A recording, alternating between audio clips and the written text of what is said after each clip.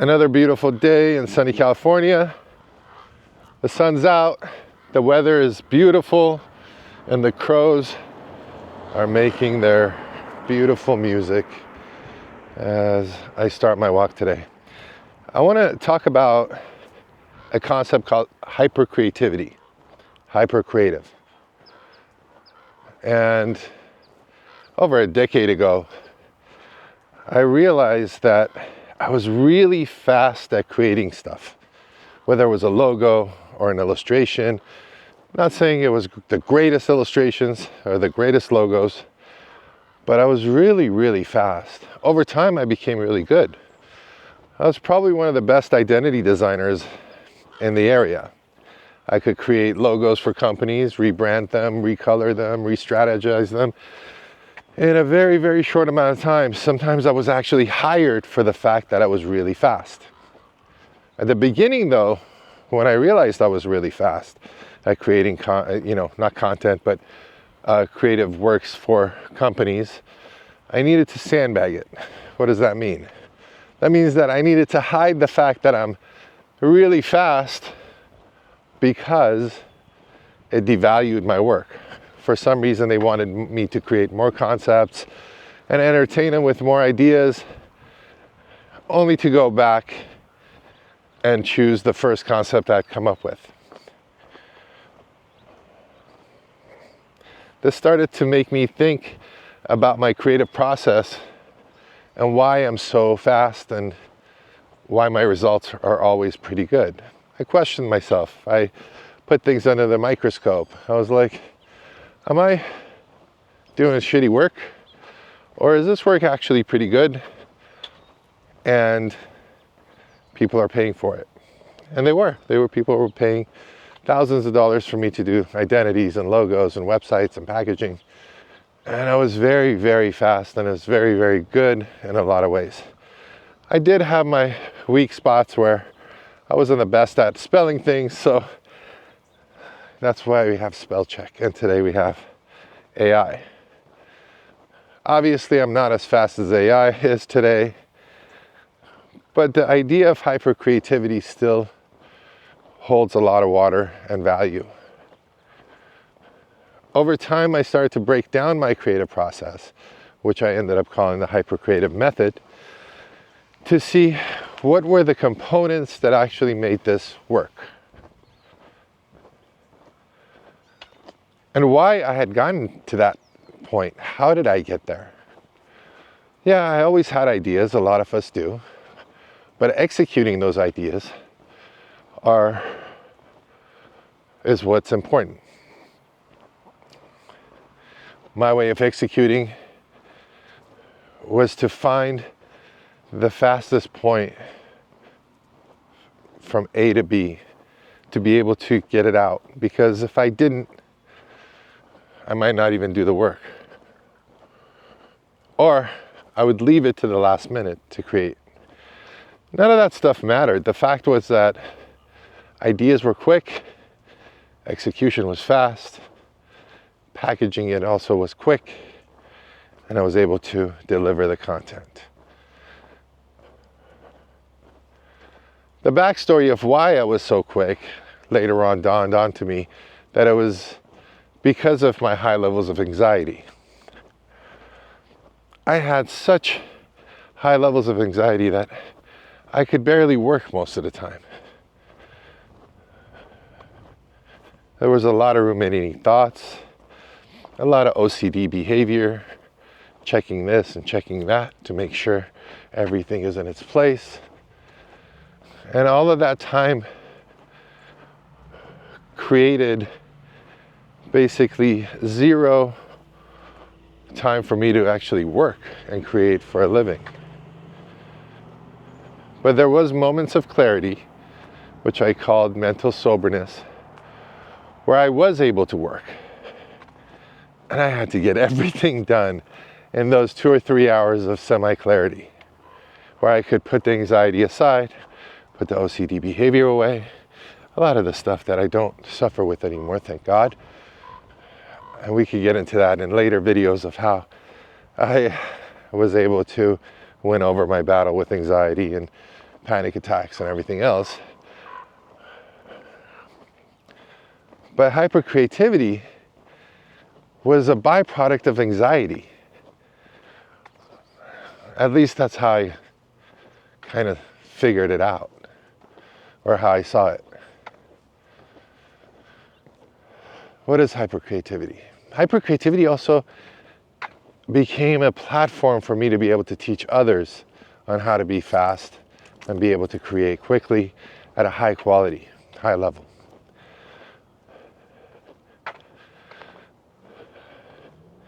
As I broke down my process, I realized that there was 3 components to it. One, I called heart. Heart was basically, which later I found out is way more than what I thought at the time. But at the time I thought it was about your mental well-being, compartmentalization of anxiety and suffering and everything else that's going on in your life. If you were having issues with your parents, if you were having issues with your significant other, or any relationship, you need to be able to put that aside. And you need to clear your mind and connect to source. I needed a connection. I needed to energetically be connected to the universe, to something bigger than myself. Now, I didn't do all this on purpose or knowingly. I had been doing it intuitively for decades. Once we have heart in place, and later on, once I started doing the healing stuff, and once I healed from a lot of this stuff, I realized that when I was falling into that moment of clarity and connecting to source, I was putting my heart and mind in coherence, which is a very scientifically known thing now in healing communities and even in scientific communities. Heart and mind coherence over everything else, really. How to bring up your vibration and frequency, things that we can talk about later. Then there was so we have heart, the 3 components of hypercreativity. Then we have conceptual ability,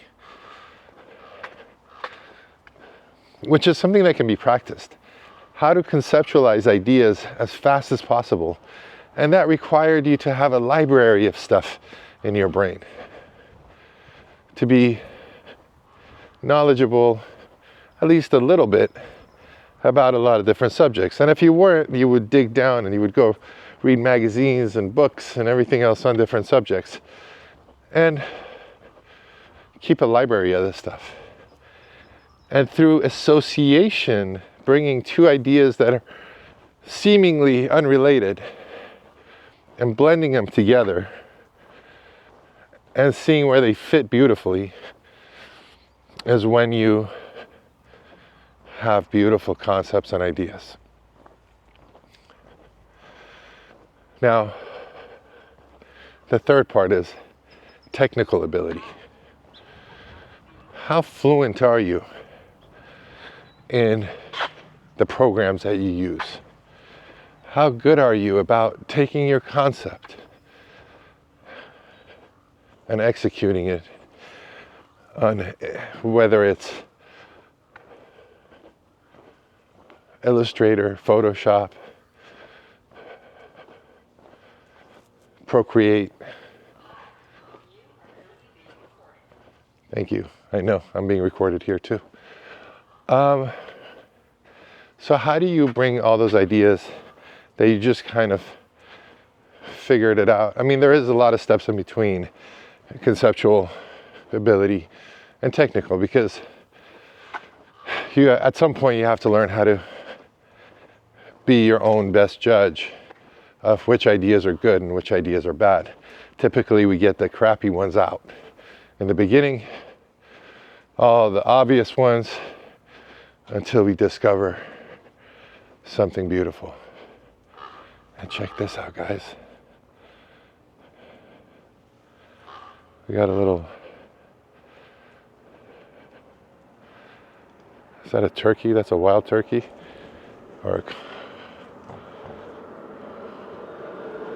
wow. That was an unexpected scene. Back to what I was saying. Conceptual ability, get the bad ideas out, get to the good ones. And then you take those and fine-tune them on paper or wherever else you do them on, and then bring them to the computer to execute. And this is all design talk. This could be music. You noodle on your phone, you hum the ideas, or if it's writing, you're taking voice notes and you're writing in your notebook, all of that stuff before you sit down and type it out. Whatever the creative idea is, the creative job is, that conceptual phase can be really precise and quick if you get really good at it. And you got to practice, right? And then comes the last part, which is technical ability. And whatever your tool is to execute, whether it's Adobe Illustrator, Photoshop, Procreate for the visual arts, or it's your musical applications, you got to be fluent in your particular tool. What's interesting is that any of these tools, you only need about 5% proficiency to be considered fluent in them. You're only using 5% of these tools. In Illustrator, they keep adding, Adobe Illustrator, they keep adding so many different functionalities. And to this day, I still do things probably the long way, and I'm faster than most people because of how proficient I am in the basics of it. The tools that I need, right, to create a basic logo, to create a flyer, a packaging outline, that type of stuff. So heart, conceptual ability, technical ability. When these three things work together, you have the hyper-creative method. You can create rapidly, and you can create at a high level. How you get good at each part is through practice, obviously. Heart, you have to consistently work on your mental health. You gotta meditate. You gotta learn how to raise your vibration. You gotta learn how to put your heart and mind into coherence. All of that stuff is a lot of work that needs to be done on the self. Conceptual ability, it's constantly reading books, magazines, filling your brain up with a lot of stuff that can come together later to create awesome ideas. And technical ability, conceptual ability, I forget. Learning how to draw or noodle or take notes or figuring out how to get those ideas down is also important. And technical ability, we're not short of tutorials on YouTube on how to get good at stuff, or even paid tutorials. I'm losing my wind. And if you guys are interested in learning more about hyper-creative method, the idea itself helps you learn quickly as well. If you guys just take these basics and take them back and work on each part, I promise you become a better artist, better creative within weeks, not months or years. If you guys are interested in learning more about it, I can keep talking about it. It's not something that I'm willing to revisit anytime soon, but it's just a part of my history. I was doing talks with Adobe, Wacom, and everybody else in the early 2000s on the conference circuits and webinars and things like that. But I love experiencing myself as an artist way more. With that said, thank you all for hanging with me on this beautiful day, and I'll catch you guys tomorrow.